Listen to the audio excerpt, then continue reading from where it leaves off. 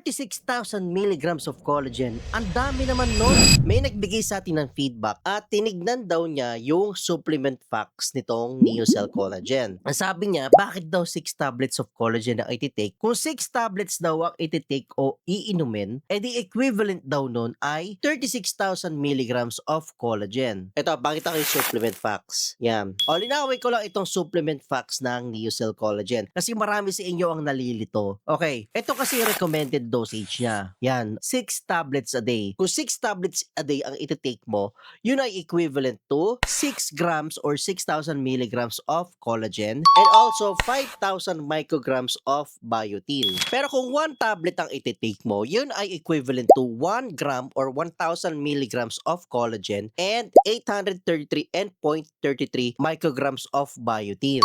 And na-explain ko nga sa video ko, kayo naman ang masusunod kung ilang tablets ang gusto nyong i-take. May iba nagtitake ng 3 tablets a day in 1 take, eh meron naman iba nagtitake ng 6 tablets in 1 take. O ayan, sana malinaw na. Ulitin ko lang, ang recommended dosage itong NeoCell Collagen is 6 tablets a day. So ang makukuha mo sa 6 tablets ay 6 grams of collagen and 5,000 micrograms of biotin.